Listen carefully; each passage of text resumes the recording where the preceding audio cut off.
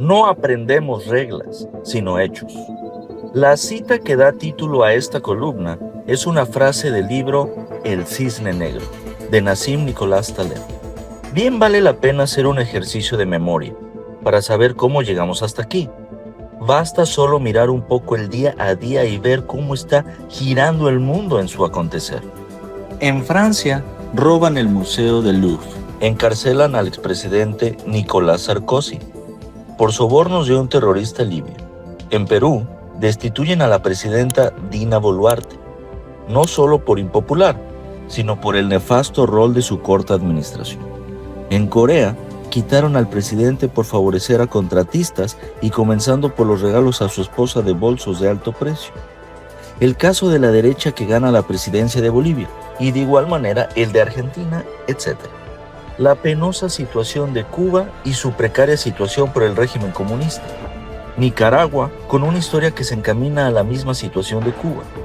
El retiro de empresas que hacían bien su trabajo. Obreros mexicanos que por decisiones políticas se van a establecer en los Estados Unidos, creyendo en un futuro inmediato tener mejores beneficios. Las luchas contra el narcotráfico en muchos lugares del mundo y la lista sigue. Todos estos ingredientes forjan la historia global de nuestra era.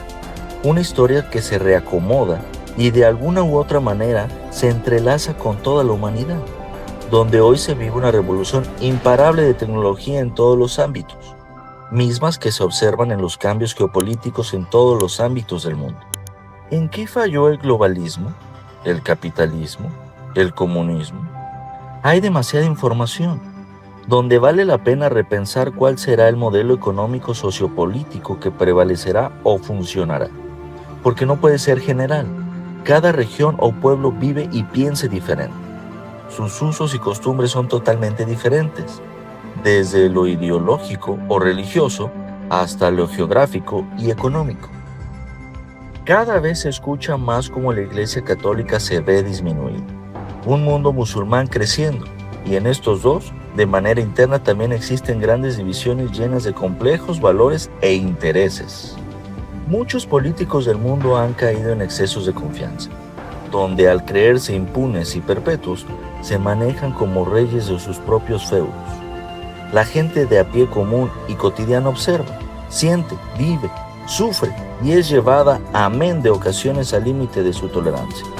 El pensador francés Voltaire, entre tantas frases, dijo que la más terrible de las enfermedades del alma es el furor de dominar. El hilo conductor que hoy asemeja a la inmensa mayoría de la humanidad es el hartazgo a la opresión, a la desigualdad y a la terrible corrupción que impera en muchos países.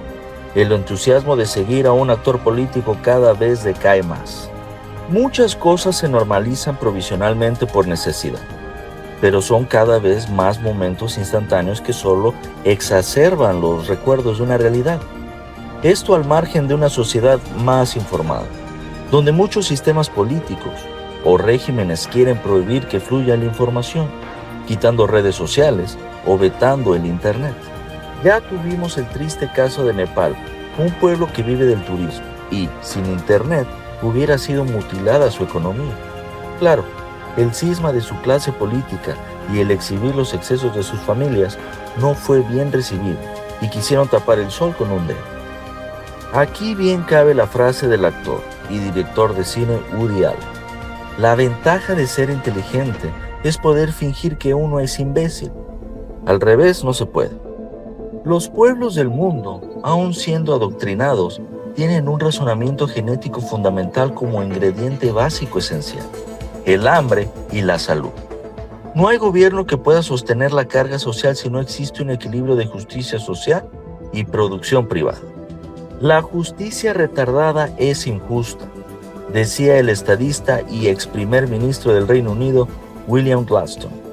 Dejemos a un lado la demagogia y no olvidemos la prudencia y saber que todo cambio lleva sus ingredientes y su tiempo. Saberse honesto con uno mismo es saber dar honestidad. Reconocer lo que se hizo mal o lo que está mal se soluciona con cambios que, en ocasiones, son superficiales o de manera estructural. Los riesgos que supone no enderezar las cosas son tremendos. Hoy no existen políticos o fantasmas inmunes e intocables. En un momento, tarde o temprano, serán juzgados por la historia. El escritor ruso Fyodor Dostoevsky anotó: no nos olvidemos de que las causas de las acciones humanas suelen ser conmensurablemente más complejas y variadas que nuestras explicaciones posteriores sobre ellas. Recordemos también una frase de la Revolución Mexicana: la revolución no es una manzana que cae cuando está podrida. Nuestros temas en México son variados, pero a diferencia de otros países, tanto nuestro pueblo como su presidenta Claudia Sheinbaum tienen rumbo y forma. No dejemos que el hervidero político de Morena, de aquellos que buscan desestabilizar a nuestro gobierno, avance. Morena no es un nombre, es un movimiento más profundo que se debe diferenciar de aquellos miembros que son realmente dirigentes, que hacen un verdadero vínculo con su gente. No habrá clandestinidad para aquellos que busquen romper o desestabilizar el objetivo del movimiento que abolió el neoliberalismo, terminando con esa ficción. Falta mucho por lograr, pero lealtad al cambio es el ingrediente esencial de camino a la transformación. Hoy, el territorio nacional es fértil para mejorar en favor del pueblo, pero urge hacer una purga en Morena. Fortalecer el movimiento es el éxito de un buen gobierno, y la aportación personal de la presidenta Sheinbaum es fundamental.